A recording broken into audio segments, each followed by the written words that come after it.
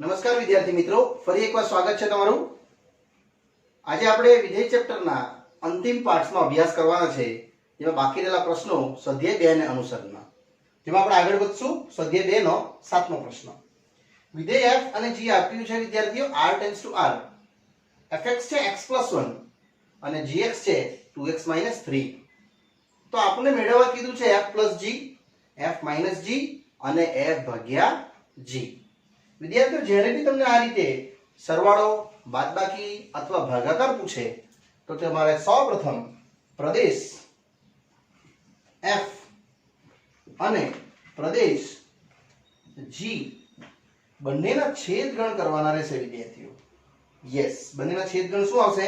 તો આનો પ્રદેશ છે r, આનો પ્રદેશ છે પણ r, એટલે r છેદ r, આ તમારું r માં એ ગણતરી બતાવશે સરવાળાની, બાદબાકીની, ભાગાકારની અથવા ગુણાકાર પૂછે તો ગુણાકારની બી। એટલે આપણે હવે સ્ટાર્ટ કરીએ। f + g એ તમારા આના પર રનિંગ થશે। આ જે દેખાય છે r ટેન્ડ્સ ટુ r। વિદ્યાર્થીઓ, આમાં તમને બધા r જ દેખાતા હશે, પણ ફરી એકવાર કહી દે, બંનેના પ્રદેશનો છેદગણ તમારે લેવાનો। એટલે f + g, x આ રીતે ગણતરી થશે fx + gx, જ્યાં વિદ્યાર્થી મિત્રો fx ની કિંમત છે x+1 અને gx ની કિંમત છે 2x - 3, અને અહીંયા તમારો આનો ઉકેલ આવી જશે। કેટલું? 3x - 2। ત્યારબાદ તે જ રીતે વિદ્યાર્થીઓ f - g એનો પણ પ્રદેશ આ જ આવશે, r। યસ, 3 વિસ્તાર r સુધી જશે એનો, અને f - g એને પણ આપણે આ જ રીતે ઉકેલશું, તો fx - gx, જેમાં વિદ્યાર્થીઓ બંનેની કિંમતો આપણે વારાફરતી મૂકી દઈએ।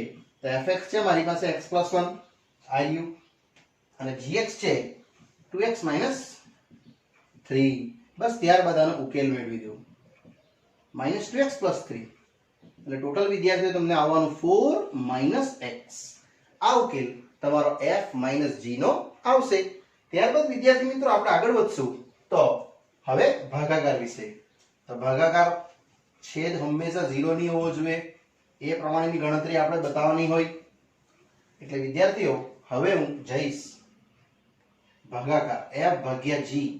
અહીંયા જરા અટકવું પડશે તમારે, છેદમાં શું આવવાનું છે? g આવવાનો છે। એટલે અહીંયા એક લખું છું r માઈનસ એક વિધેય આવશે અહીંયા ટેન્ડ્સ ટુ r। એ વિધેય કયું એ બતાવું છું। gx કદાપી 0 ના થવું જોઈએ। યસ વિદ્યાર્થીઓ, આપણી પાસે gx કેટલું છે?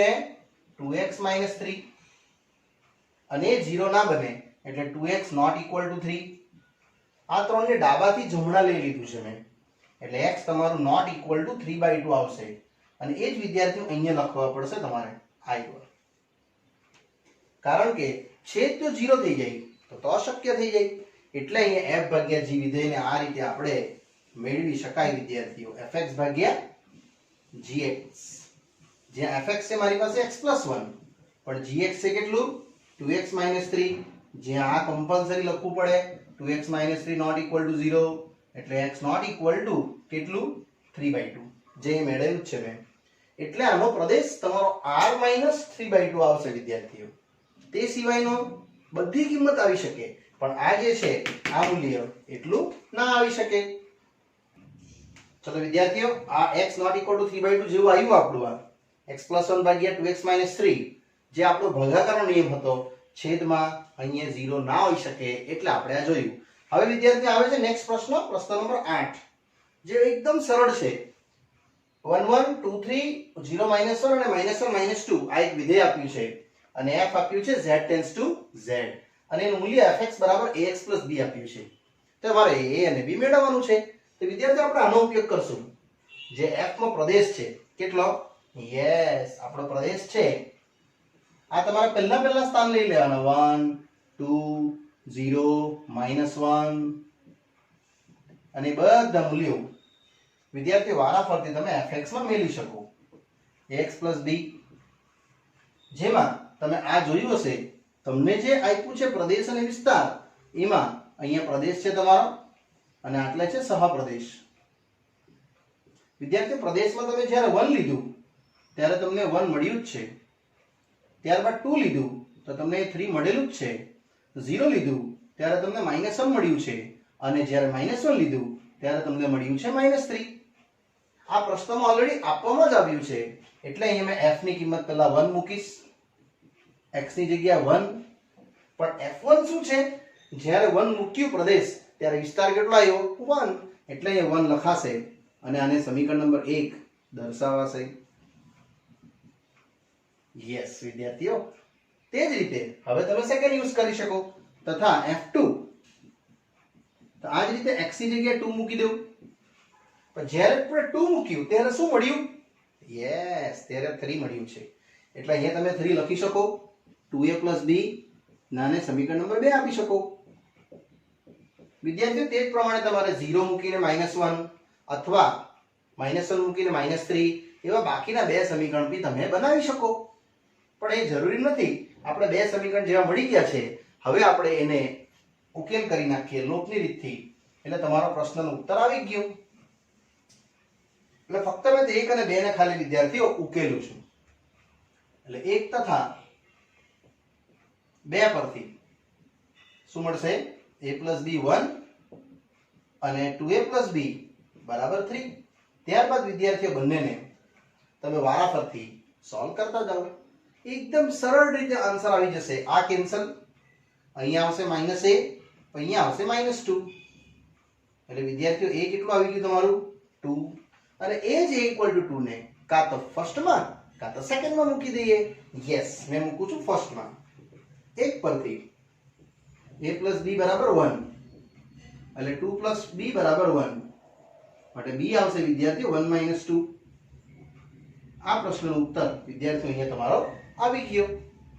એકદમ સરળ છે, પણ પરીક્ષા લક્ષી આ પ્રશ્ન વિદ્યાર્થીઓ IMP તમારે આને IMP ની લિસ્ટમાં રાખવાનો રહેશે. જે આ પ્રશ્નનો ઉકેલ તમે વિદ્યાર્થીઓ અહીંયા 0 હાથે -1 અને -1 હાથે -3 એ લઈને પણ તમે ગણતા ને તો બી તમને ઉકેલ તો છેલ્લા જ મળશે, 2 અને -1. યસ વિદ્યાર્થીઓ, અહીંયા આ પ્રશ્નનો ઉકેલ આપણે એકદમ સરળતાથી પૂર્ણ કરી શક્યા. ચલો વિદ્યાર્થી મિત્રો, નેક્સ્ટ આગળ વધીએ છીએ પ્રશ્ન 9 પર. સંબંધ r એ n → n પર આપ્યો છે અને r સંબંધમાં આપ્યું છે ab = n, a = b². તો આપણે સત્ય અને અસત્ય ચકાસવાનું છે વિદ્યાર્થીઓ. આ ચકાસણી કરવાની છે. આ રીતના ટોટલ 3 પ્રકારના પ્રશ્નો છે. એમાં પહેલો પ્રશ્ન છે a, આના માટે ચેક કરવાનું છે કે આ સત્ય છે. તો અહીં આપણને a, b માટે વિદ્યાર્થીઓ આપ્યું છે a = b², જ્યાં પ્રત્યેક ab = શું છે? n.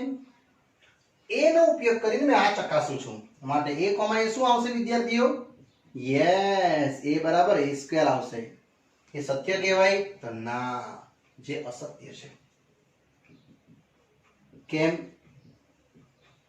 એટલા માટે અસત્ય છે, તમે આને સોલ્વ કરી જુઓ તો તમને a - a² = 0 મળશે. એમાંથી તમે a કોમન લેશો અને એની ગણતરી કરી જુઓ તો એક વખત a = 0 મળશે તથા એક 1 - a = 0 મળશે વિદ્યાર્થીઓ. a = 0 પ્રાકૃતિક સંખ્યા નથી, એટલે આપણે જે પક્ષ માટે લીધું છે એ વિધેય આપણે ખોટું પડ્યું. હા, અહીંયા a = 1 પ્રાકૃતિક આવશે, માટે ઇનડાયરેક્ટલી આખું વિધાન અસત્ય છે એવું આપણે વિદ્યાર્થીઓ અહીંયા લખી શકીએ.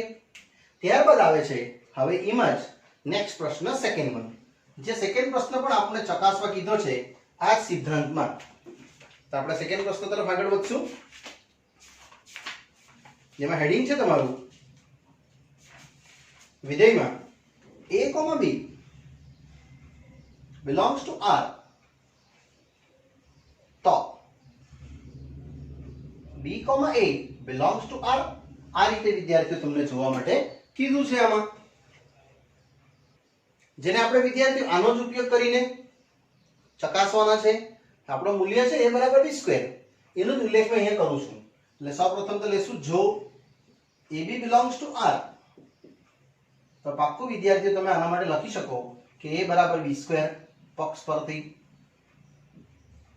હવે આપણે ચકાસવાનું છે સત્ય છે. હાના માટે? Yes, ba belongs to R માટે. જો આપણે ચકાસી જોઈએ તો અહીંયા જે a હતું એ જ રહ્યું છે, તો b હતું એ b² થઈ ગયું, એટલે પહેલો ઘટક સેમ, બીજા ઘટકનો વર્ગ, તેમ અહીંયા આવશે પહેલો ઘટક સેમ, બીજા ઘટકનો વર્ગ, જે અસત્ય છે. કેમ અસત્ય છે? તમે આનો ઉપયોગ એ કરી જુઓ એ પ્રાકૃતિક બનશે જ નહીં, કારણ કે મેં આનો સ્ક્વેર કરી દઉં છું તો બે બાજુ વર્ગ આવશે 4, અને આ b² નું મૂલ્ય a અહીંયા આપણે મૂકી દઈએ. કેટલું આવશે? a બરાબર a ની 4 ઘાત, જે તમને કિંમત બતાવશે a ની 4 ઘાત ઓછા a, મતલબ a કોમન, a નો ઘન ઓછા a. અહીંયા આવશે એક વખત a બરાબર 0 તથા a નો ઘન બરાબર 0. વિદ્યાર્થી a બરાબર 0 પ્રાકૃતિક નથી, એ આપણા પક્ષથી વિપરીત છે. આ પક્ષ a અને b બિલોંગ્સ ટુ શું થવું જોઈએ? n, જે ખોટું આવ્યું. હા, આ સત્ય આવે છે, પણ ફાઇનલી તમારું વિધાન અસત્ય, માટે આપેલ વિધાન અસત્ય છે એવું મેં વિદ્યાર્થી મિત્રો અહીંયા કહી શકું. આ આપણા અહીંયા બે પ્રશ્નો પૂરા થયા છે. હવે આવે છે આના જેવો જ એક ત્રીજો પ્રશ્ન, આમાં જ જે આનો જ ઉપયોગ કરવાનો છે, ab belongs to n, a બરાબર b², જેને આપણે આ રીતે હવે આગળ વધારીએ છીએ. ચલો નેક્સ્ટ વિદ્યાર્થીઓ, હવે આપણે આગળ વધીએ છીએ. આ પ્રશ્ન પૂર્ણ કર્યા બાદ થર્ડ નંબર. આ જ પ્રશ્નમાં ટોટલ 3 પ્રશ્નો છે. પહેલો આપણે અસત્ય સાબિત કર્યો, બીજો પણ આપણે અહીંયા અસત્ય સાબિત કર્યો. હવે વિદ્યાર્થી મેં અહીંયા જવાનો છું. ત્રીજું કે જો ab belongs to r અને bc belongs to r, તો ચકાસવા કહે છે કે ac belongs to r સત્ય બને. તો જોઈ લઈએ, આપણે આપણા આપેલા પક્ષનો ઉપયોગ કરશું કે જો ab belongs to r, તો પાક્કું તમે પક્ષ પરથી શું લખશો? a બરાબર b².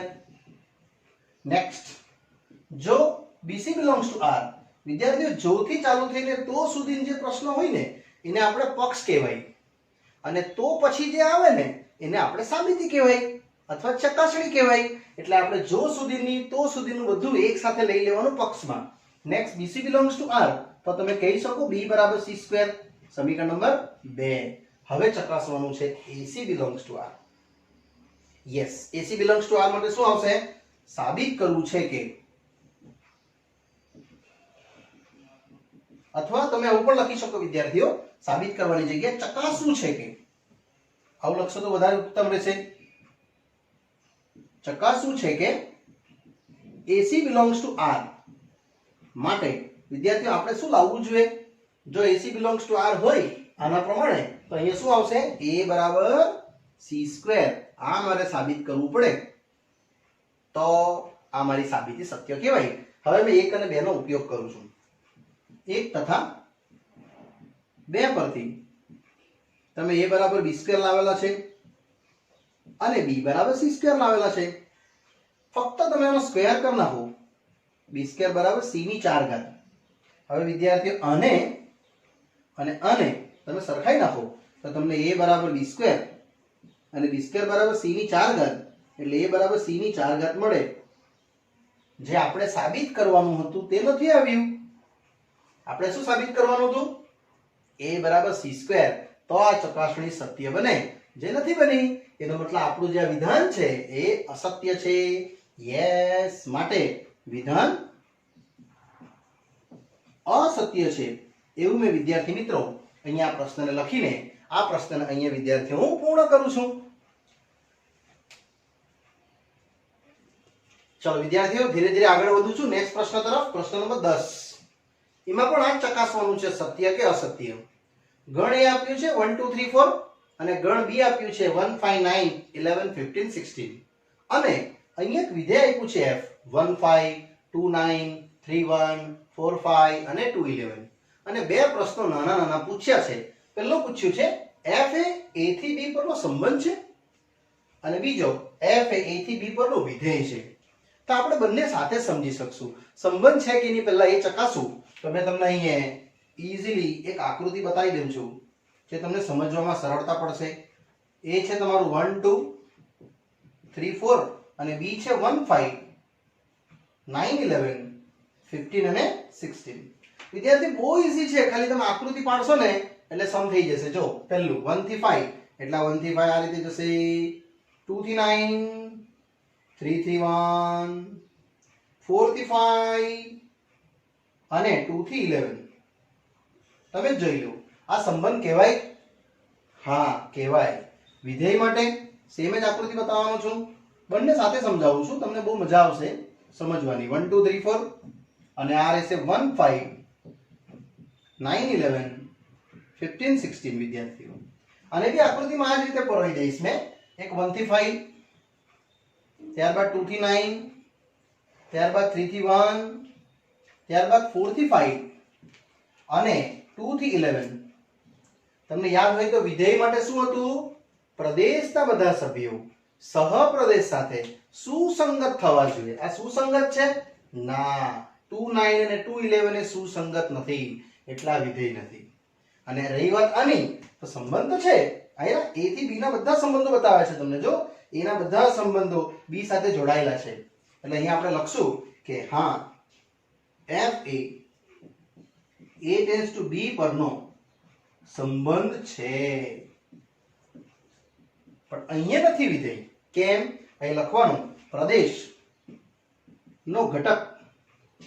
કયો ઘટક? 2. યસ, કર્લી બ્રેકેટમાં લખશું 2 જે સહપ્રદેશ સાથે સુસંગત નથી, માટે f A a tends to b પરનું વિધેય નથી. આટલો ફરક છે બંનેમાં. ને એટલા માટે વિદ્યાર્થીઓ આ બંને મેં તમને એક સાથે જ એક્સપ્લેન કર્યા, જે તમે ઈઝીલી સમજી શકો છો. ચલો વિદ્યાર્થીઓ નેક્સ્ટ આગળ વધીએ છીએ પ્રશ્ન નંબર 11 પર. ક્વેશ્ચન છે આપણો, જો f એ z ક્રોસ z નો ઉપગણ હોય, એટલે વિધેય f જે છે ને એ z ક્રોસ z નો ઉપગણ છે.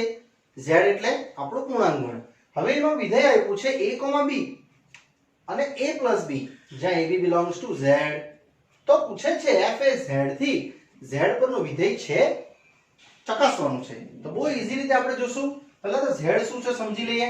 યસ, પૂર્ણાંક. વિદ્યાર્થીઓ તમને પૂર્ણાંકના સભ્યો ખબર જ છે. 0 +-1 +-2 +-3 એવા અસંખ્ય બધા પૂર્ણાંકો ને તમારે z ક્રોસ z માં ફેરવવાના હોય આ ફોર્મમાં, તો તમારો અહીંયા વિદ્યાર્થીઓ પ્રદેશ કોણ બનવાનું? ab. અને વિસ્તાર શામાંથી બનશે? a plus b માંથી. યસ, જ્યાં f છે મારી પાસે a, b અને a plus b, જ્યાં ab belongs to z. તો વિદ્યાર્થીઓ થોડી ગણતરી આપણે વિધેય પરની લઈ જોઈએ અને થોડા નંબરો લઈએ આપણે પ્રદેશના. યસ, ચાલો a અને b ના મૂલ્યો તમે કોઈ પણ લઈ શકો છો. મેં સ્ટાર્ટ કરું છું. જો a 0 અને b પણ 0, તો તમારી પાસે ab શું આવશે અને a plus b શું આવશે એ આપણે બંને ગણતરી કરી જોઈએ, એટલે તમને ખ્યાલ આવશે આનું મૂલ્ય શું આવશે. તો આનું મૂલ્ય શું આવી ગયું? 0,0. ચેક કરી દો ab belongs to z છે? તો હા, 0 બી z માં આવે જ છે, આ બી આવે જ છે. નંબર બદલું છું હવે. જો a 0 તો b બરાબર 1 લઈ લેમ છું. વિદ્યાર્થીઓ કોઈ પણ નંબર લઈ શકો તમે આ સિરીઝમાંથી, તમારી ઈચ્છા. તો અહીંયા ab આવશે કેટલું? 0 × 1. અને અહીંયા a plus b શું આવશે? 0 + 1. એટલે વિદ્યાર્થીઓ તમારો આન્સર કંઈક આવો આવવાનો. યસ, એટલે તમારો ab નો આન્સર કેટલો આવ્યો? 0. ત્યારે તમારો આન્સર કેટલો આવશે? 1.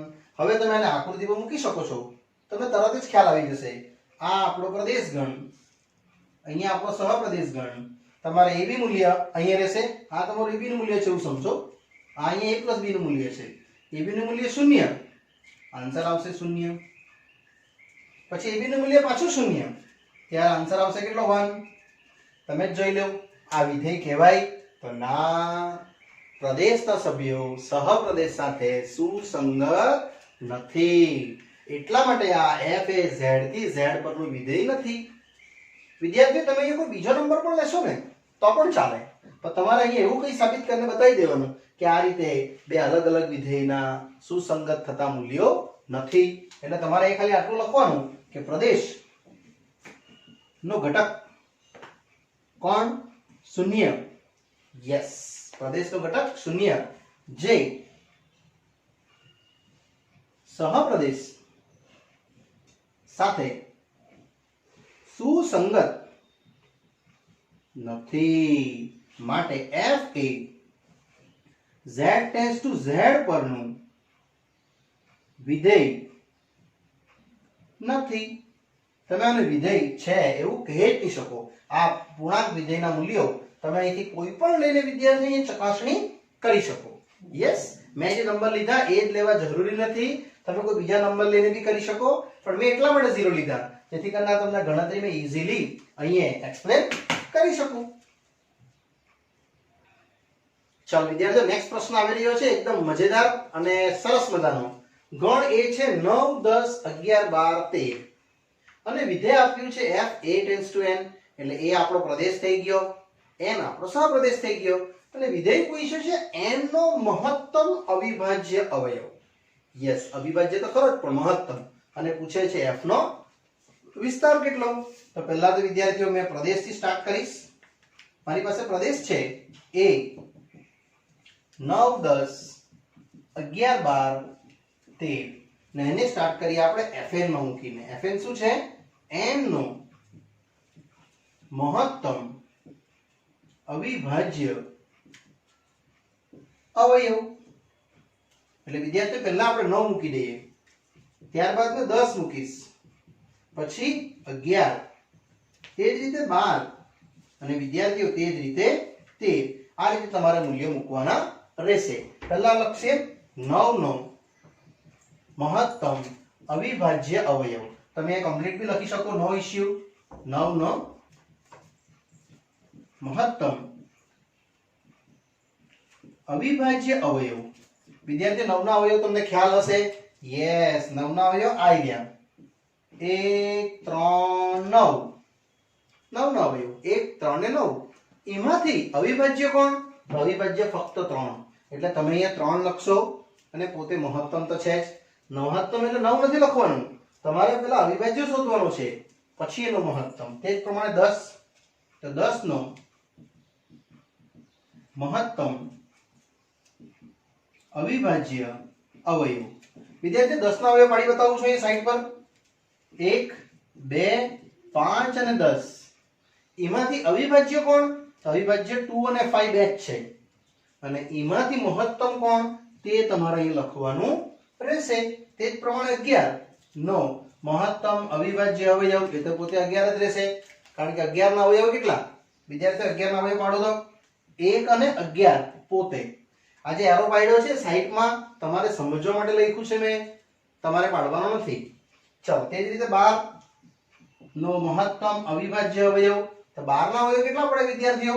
1, 2, 3, 4, 6 અને 12. આ બધા અવયવ 12 ના છે. એમાંથી અવિભાજ્ય કોણ રહેશે? તો ફક્ત આ જ બે અવિભાજ્ય, અને એમાંથી મહત્તમ કોણ તે તમારે અહીંયા લખવાનું રહેશે વિદ્યાર્થીઓ. અને હવે આવે છે અંતિમ 13મો. તો 13 નો મહત્તમ અવિભાજ્ય અવયવ એ તો પોતે જ રહેશે 13, કારણ કે 13 ના અવયવ કેટલા? 1 અને 13 પોતે. એમાંથી અવિભાજ્ય કોણ? 13 પોતે. એટલે આપણે એમાં મહત્તમ જોવાનું કઈ રહેશે જ નહીં, એટલે આમાં 13 આવશે. એટલે આ બધા પ્રદેશનો અહીં વિસ્તાર આવી ગયો વિદ્યાર્થીઓ. લાસ્ટમાં લખી દેવાનું કે માટે f નો વિસ્તાર કેટલો આવ્યો? યસ, આ રહેશે વિદ્યાર્થીઓ 3, 5, 11. પાછું 3 આવ્યું એટલે નહીં લખાય, એક જ વાર લખાય, અને 13. આ વિદ્યાર્થીઓ તમારો વિસ્તાર આ પ્રદેશના f નો આવી ગયો. ચાલો વિદ્યાર્થીઓ, અહીંયા આપણું આ સ્વાધ્યાય પૂરું થાય છે. હવે આપણા પ્રકીર્ણ ઉદાહરણો થોડાક બાકી છે જે આપણે ગણવા માટે જઈ રહ્યા છે. આપણું ઉદાહરણ બાકી છે 18 થી. પ્રકીર્ણ ઉદાહરણો 18, 19, 20, 21 અને 22 તે હવે હું લેમ છું આપણે આ સ્વાધ્યાય પૂર્ણ કર્યા બાદ. ચલો વિદ્યાર્થીઓ, શરૂઆત કરું છું પ્રકીર્ણ ઉદાહરણોની. જેમાં પહેલું ઉદાહરણ આવે છે તમારું 18 નંબરનું. વિધેય f આપ્યું છે r ટેન્ડ્સ ટુ r અને fx આપ્યું છે x + 10. તો આપણે પૂછ્યું છે એનો આલેખ દોરો અને પ્રદેશ અને વિસ્તાર. યસ વિદ્યાર્થીઓ, આ એક જ ઘાત છે એટલે તમને ખબર હશે આનો આલેખ આવશે તમારો સુરેખ સમીકરણ. સુરેખ સમીકરણ માટે આપણે એક નાનકડું આના માટે એક ટેબલ લઈ લઈએ, જેમાં વધારાની પણ 3 એક મૂલ્ય લઈ શકાય. 4 લેવો તો બી ચાલશે. આ તમારું y = fx રહેશે, જે છે તમારું x + 10. ત્યારબાદ વિદ્યાર્થી આમાં તમારે કિંમત ભરવાની છે. x હું લઈશ 5 તો y આવી જશે 15. આપણે -5 લઈએ. x -5 એટલે આવી જશે તમારા માટે 5. યસ. x શૂન્ય લઈશ તો y 10. કોઈ બીજો નંબર પણ તમે લઈ શકો, જેમ કે -6 તો અહીંયા આવી જશે તમારા માટે 4. અહીંયા -7 તો અહીંયા આવી જશે કેટલું 3. અને આ રીતે વિદ્યાર્થીઓ તમે એનો આલેખ ડ્રો કરી શકો, જેમાં x ની કિંમત ઋણ આવી છે, y ની ધન આવી છે. એટલે આ રીતનો આલેખ પાડું છું. આ x અક્ષ y અક્ષ અહીંયા લેવું. વિદ્યાર્થીઓ તમારે આકૃતિ પેન્સિલ સ્કેલ થી પાડવાની છે. યસ, વ્યવસ્થિત. અહીંયા -1 -2 -3 -4 -5 -6 -7 -8 આ રીતે એક એક સેન્ટીમીટર નો ગેપ આમાં 10 સુધી જવાના છે. એટલે 1 2 3 4 5 6 7 8 9 અને 10 આ રીતે તમે વિદ્યાર્થીઓ લખી શકો. ચાલો હવે પ્લોટિંગ કરીએ. -5 ત્યારે 5, x ઉપર -5 ત્યારે y ઉપર 5. એટલે અહીંયા વિદ્યાર્થીઓ તમારો આ એક કિંમત આવવાની આ રીતે, જેને આપણે બિંદુ a કહી શકીએ. પછી b બિંદુ છે 0,10 એટલે અહીંયા આવશે b. બે બિંદુ તો કાફી છે રેખા પાડવા માટે.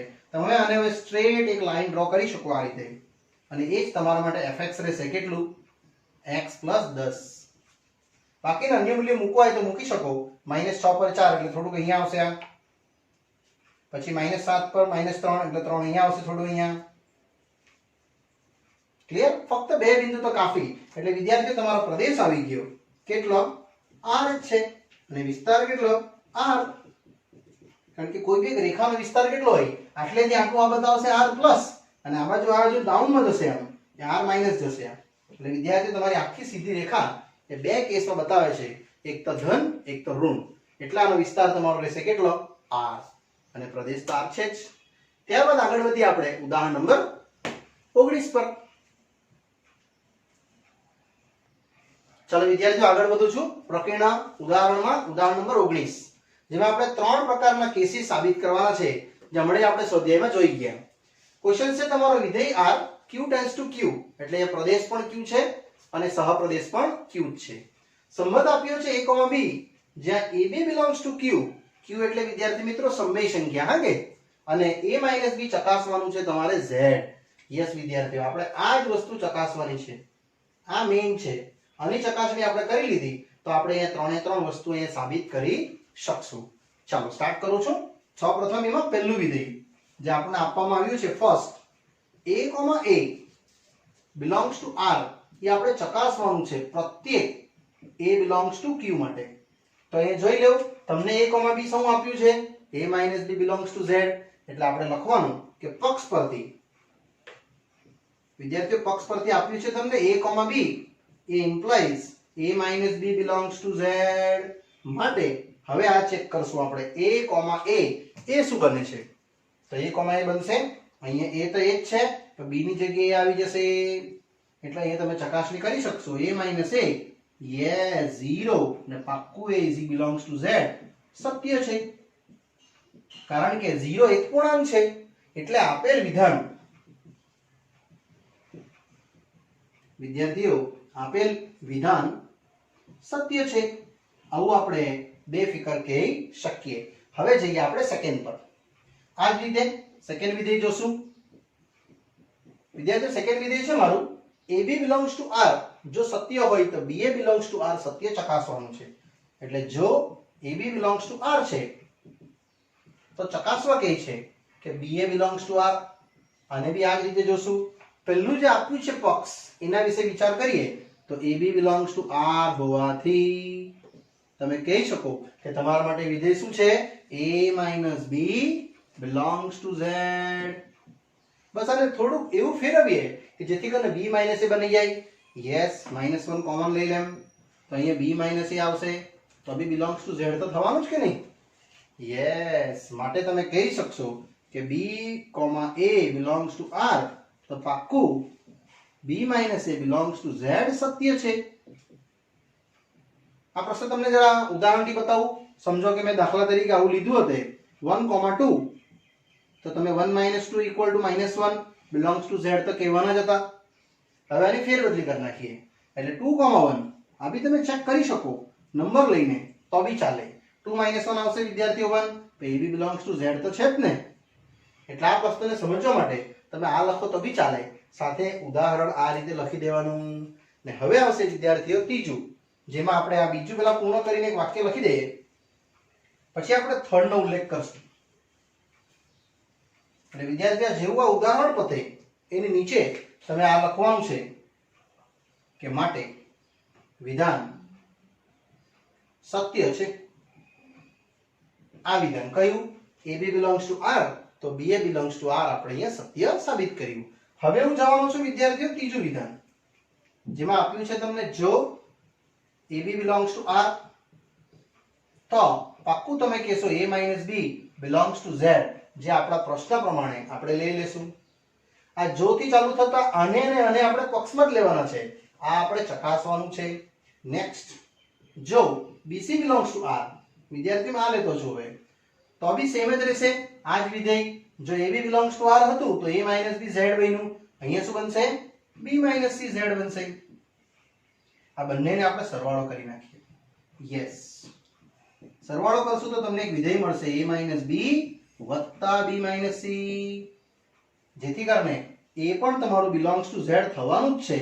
તમે આ B અને B ને કટ કરી શકશો, મળશે ખાલી A - C belongs to Z, જે આપણે અહીંયા સત્ય સાબિત કરી શકીએ.